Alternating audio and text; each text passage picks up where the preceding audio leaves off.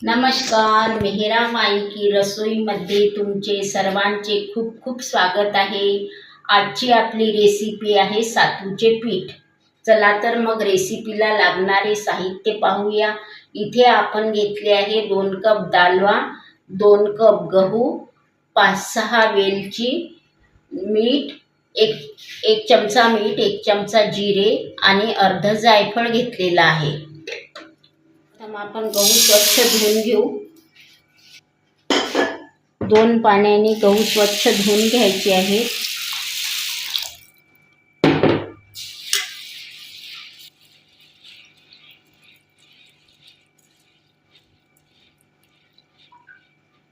इथे आपले गहू स्वच्छ धुवून झालेले आहे। आता 10 मिनिट पाणी टाकून गव्हाला भिजू घेऊ। 10 मिनिट भिजत ठेवायचे आहे गव्हाला। इथे आपले गहू 10 मिनिट आपण पाण्यामध्ये भिजत ठेवलेले होते, ते आता चाळणीमध्ये झारून घेऊ।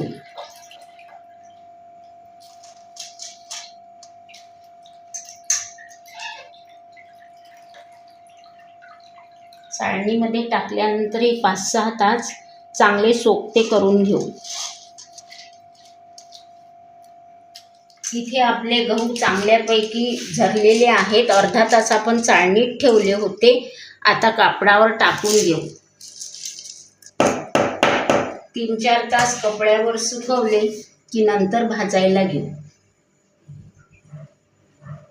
इथे आपले गहू सोकलेले आहे। मी तुम्हाला इथे 2 प्रकारचे दाखवलेले आहे। गहू कसे सुकवायची ही पद्धत 2 प्रकारची दाखवलेली आहे। कापडावर जर आपल्याला गहू सोकून घ्यायचे असले तर इथे 2-3 तासच लागतात आणि चाळणीत जर सुकवायचे राहिले तर मग त्याला 5-6 तासाचा वेळ लागतो। चला मग आता हे गहू आपण गॅसवर भाजून घेऊ। चला तर मग गहू भाजून घेऊ।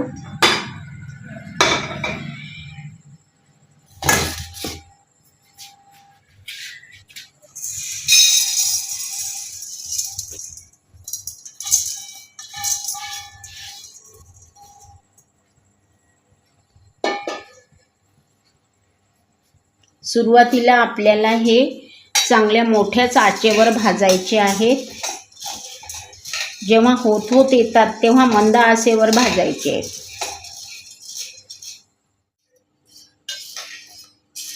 इथे आपले गहू छान हलके होत आहेत, रंग पण बदलत आहे।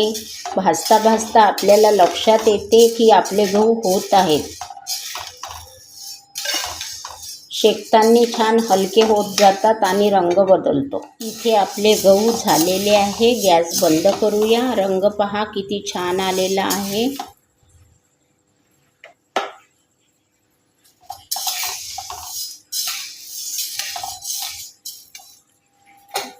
आता या गव्हामध्येच आपण डाळवा टाकून घेऊ।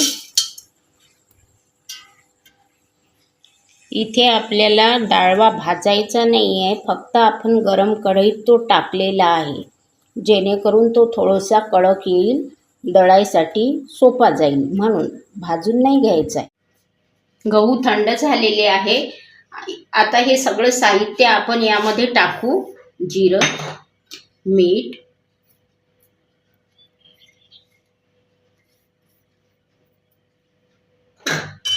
वेलची आणि जायफळाची पावडर करून घेतली। अर्ध जायफळ घेतलं होतं ना आपण, त्याची पावडर करून घेतलेली आहे। आणि आता हे सगळं साहित्य पीठ गिरणीतून बारीक दळून आणायचे आहे। गिरणीतून आपण पीठ दळून आणलेले आहे। आता आपण ते कसे खायचे ते सांगणार आहोत। गूळ घ्यायचा आहे, त्यामध्ये पाणी टाकायचं, जेवढी आपल्याला बनवायची आहे वाटी 2 वाट्या तेवढं, आणि पीठ घ्यायचे आहे 2 चमचे। एका वाटीसाठी 2 चमचे पीठ पुरेसे आहे। हे गुळाचं पाणी यामध्ये टाकायचे, पिठामध्ये टाकायचं आहे आपल्याला। गुळाचं पाणी थोडं थोडं टाकायचं आहे।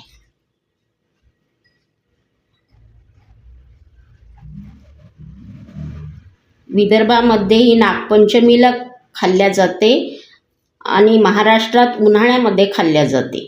भाजलेलं असतात ना सर्व जिन्नस, त्यामुळे हे पाणी खूप ओढून घेते, म्हणून थोडे थोडे पाणी आपल्याला टाकावं लागते.